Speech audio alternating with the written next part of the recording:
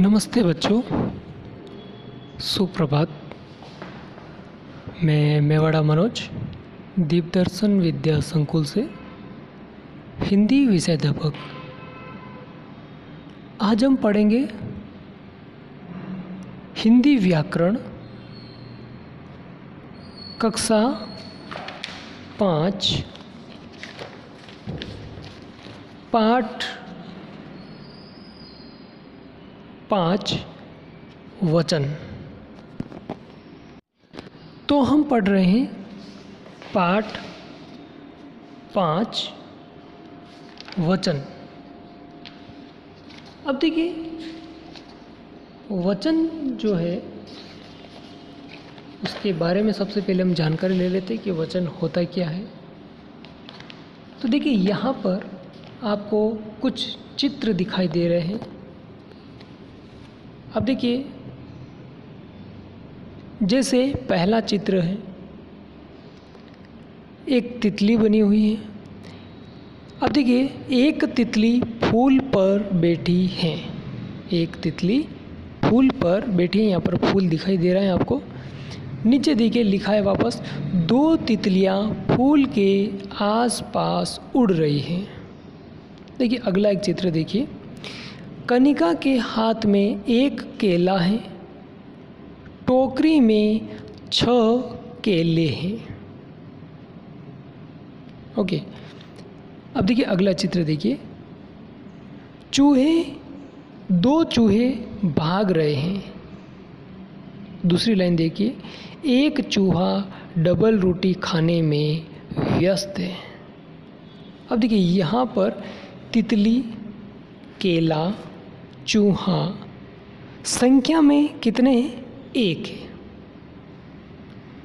लेकिन तितलियाँ, केले, चूहे संख्या में 1 से अधिक है, यानी कि 1 से ज़्यादा है।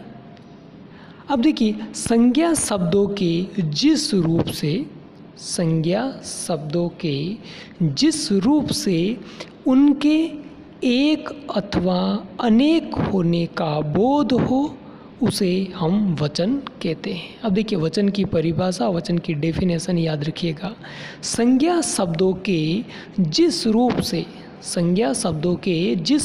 से उनके एक अथवा अनेक होने का बोध हो, उसे वचन कहते हैं। ओके, ये हमारी वचन की परिभाषा या डेफिनेशन हुई है। अब आगे हम वचन के प्रकार या वचन के भेद हम पढ़ेंगे। अब पढ़ रहे हैं हम वचन के भेद या प्रकार। अब देखिए, वचन जो है वो 2 प्रकार के होते हैं। पहला है एक वचन और दूसरा है बहुवचन। अब देखिए, एक वचन के अंदर देखिए, तितली, केला, चूहा, ये सब क्या है? एक वचन के अंतर्गत आते हैं। अब दूसरा देखिए, बहुवचन के अंदर तितलियाँ, केले, चूहे, जो हम पहले वाक्य पढ़े हैं, उन्हीं में से ये शब्द हमने उठाए हैं। अब देखिए, इनमें एक वचन कौन कौन से हैं और बहुवचन कौन कौन से हैं, ये आपको स्क्रीन पर दिखाई दे रहा है। अब देखिए, बात आती है एक वचन और बहुवचन कहते किसे हैं, या हम उन्हें पहचानेंगे कैसे। तो देखिए, सबसे पहले हम पढ़ेंगे इसके लिए एक वचन। तो देखिए, एक वचन की डेफिनेशन या परिभाषा समझ लीजिए पहले। तो देखिए, संज्ञा शब्द के जिस रूप से उसके एक होने का पता चले, तो उसे एक वचन कहते हैं। संज्ञा शब्द के जिस रूप से एक होने का पता चले, एक वचन कहते हैं। जैसे उदाहरण देखिए, लड़की, नदी, आँख, मछली, चिड़िया आदि, ये सब एक वचन है। अब उसी प्रकार बहुवचन किसे कहते हैं? तो बहुवचन की परिभाषा देखिए, संज्ञा शब्द के जिस रूप से उसके एक से अधिक होने का पता चले, एक से अधिक होने का पता चले उसे बहुवचन कहते हैं। उदाहरण देखिए, लड़कियाँ, नदियाँ, आँखें, मछलियाँ, चिड़ियाँ आदि, ये सब बहुवचन है। क्यों? क्योंकि यहाँ पर एक से अधिक होने का बोध हो रहा है, इसलिए यह बहुवचन की श्रेणी में आता है। अब देखिए बहुवचन के रूप देख लेते हैं। एक वचन और बहुवचन के रूप कौन कौन से हैं? तो देखिए एक वचन में लड़का, तो बहुवचन में होंगे लड़के, घोड़ा का घोड़े, पंखा का पंखे, जूता का जूते, तोता का तोते, लड़की का लड़कियाँ, चाबी का चाबियाँ, नदी का नदियाँ, तिथि का तिथियाँ और जाति का जातियाँ, लता का लताएं, कन्या का कन्याएं, कविता का कविताएं, वस्तु का वस्तुएं, बहू का बहुएं, चिड़िया का चिड़िया, गुड़िया का गुड़िया, चूहिया का चूहिया और डिबिया का डिबिया, उसी प्रकार से कुतिया का कुतिया। अब देखिए अब हम करेंगे ज्ञान की बात, यानी कि हमने क्या क्या अध्ययन किया है और क्या क्या पढ़ा है। तो देखिए कुछ शब्द हमेशा एक वचन में ही प्रयोग किए जाते हैं, जैसे चांदी, सोना, पानी, दूध, स्वतंत्रता, ये सारे हमेशा एक वचन में ही रहते हैं। ठीक उसी प्रकार ऐसे भी वर्ड हैं जो बहुवचन में रहते हैं हमेशा, जैसे प्राण, आंसू, हस्ताक्षर, दर्शन आदि।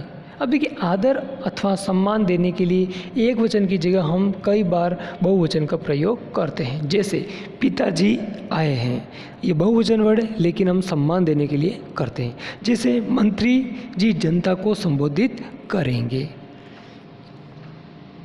ये है तो एक वचन लेकिन सम्मान देने के लिए हमने बहुवचन का प्रयोग किया। जैसे उदाहरण देखिए आगे, और लड़का खेल रहा है, लड़के खेल रहे हैं,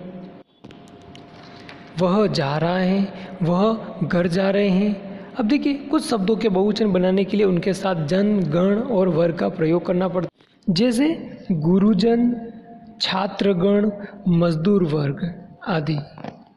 अब आगे देखिए, अब तक हमने क्या पढ़ा, तो शब्द के जिस रूप से उसके एक या अनेक होने का पता चले उसे वचन कहते हैं। वचन दो प्रकार के होते हैं, एक वचन और बहुवचन। संज्ञा या सर्वनाम शब्द का वचन बदलने पर क्रिया का रूप जो है वो भी बदल जाता है, और आदर देने के लिए हम एक वचन की जगह पर बहुवचन का प्रयोग भी करते हैं।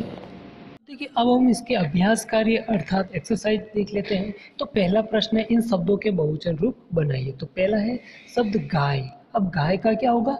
गाय। देखिए यहाँ पर खाली रह गया है, छूट गया है गलती से, तो गाय का आपको लिखना है गाय।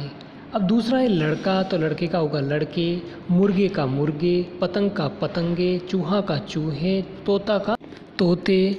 और देखिए दूसरा प्रश्न है, उसमें देखिए जो रंगीन वर्ड दे रखा है, रंगीन शब्द है, उनका बहुवचन रूप बना के लिखना है। जैसे उदाहरण दे रखा है, नदी पूर्व की ओर बह रही है, तो नदियाँ पूर्व की ओर बह रही है। दूसरा है गमला उधर रखा है, तो गमले उधर रखे हैं। रमेश की मुर्गी बीमार है, तो रमेश की मुर्गियाँ बीमार है। चिड़िया चहचहा रही है, तो चिड़ियाँ चहचहा रही है। मेज़ पर पुस्तक रखी है, तो मेज़ पर पुस्तकें रखी हैं। उपवन में बच्चा खेल रहा है, तो उपवन में बच्चे खेल रहे हैं। यहाँ पर एक उदाहरण दे रखा है और उदाहरण के अनुसार हमें वाक्य में प्रयोग करना है। जैसे हाथी जा रहा है, तो हाथी जा रहे हैं। हाथियों ने गन्ना खाया। फल रखा है, तो फल रखे हैं। फलों पर धूल जमी है। फूल खिला है, तो फूल खिले हैं और फूलों पर तितलियाँ हैं। बर्तन साफ है, तो बर्तन साफ है और बर्तनों को उधर रखो। अब आगे देखिए एक वचन और बहुवचन बताना इनका चित्र को देख करके। तो पहला है देखिए बहुत सारी पेंसिलें हैं, यानी कि 3 पेंसिलें, तो बहुवचन होगा। पंखा एक है तो एक वचन, नदी एक है तो एक वचन, पत्ता एक है तो एक वचन, कुत्ता एक है तो एक वचन, समोसे 2 दिख रहे हैं तो बहुवचन, और यहाँ पर जलेबियाँ ज़्यादा दिख रही है तो बहुवचन, और यहाँ पर बेड एक है तो एक वचन होगा। तो इस प्रकार से ये हमारे एक वचन बहुवचन हुए।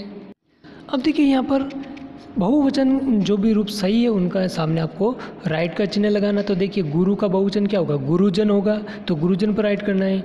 डिबिया का डिबिया होगा, तो वहाँ पर डिबिया पर आपको राइट करना है। राहत का राहते होगा, चिड़िया का चिड़िया होगा, तिथि का तिथिया होगा, तो यहाँ पर आपको राइट करना है। अब देखिए च के अंदर देखिए यहाँ पर एक वचन बहुवचन को आपको भरना है, जो भी शब्द छूट रहा है बीच में। तो देखिए पहले वाली चौकड़ी में आपको चिड़िया तो डी आएगा, गमला तो म आएगा, कविता तो ता आएगा, और कविताएं में तो ता और ए आएगा। देखिए यहाँ पर तीसरे में गायिका, तो देखिए गा आएगा पहले में, और दूसरे में गायिकाएं तो का आएगा। गुड़िया तो ड़ी आएगा। सड़के तो स आएगा, और इधर बहुवचन में देखें तो सड़के तो बहुवचन में के आएगा और सड़क का स आएगा। अगला देखिए तितली तो ली आएगा, और तितलियाँ तो छोटी ली आएगा। और इधर देखिए टहनी तो बड़ी नी आएगा, और टहनियाँ तो या आएगा। अब देखिए अगले प्रश्न में ब्लैंक दिया हुआ है, तो ब्लैंक को आपको पूरा करना है और ब्रैकेट के अंदर जो वर्ड दिए हैं उसमें से चूज करके लिखना है। तो देखिए हुआ सवेरा पंछी जागे, बागों में कलियां मुस्काई, मुर्गा बांग लगा है देने, कहता अब उठ जाओ भाई, छोड़ो सुस्ती खोलो आंखें, काम पर अपने लग जाओ, कहती खिड़की से आती किरणें, जीवन अपना सफल बनाओ। तो ये आपको ब्लैंक भरना है। इस प्रकार से ये हमारा पार्ट समाप्त होता है और सारी एक्सरसाइज प्रश्नोत्तर कंप्लीट होते हैं। तो आपको अपने टेक्स्ट बुक के अंदर ये सारे प्रश्न हल करने हैं। धन्यवाद।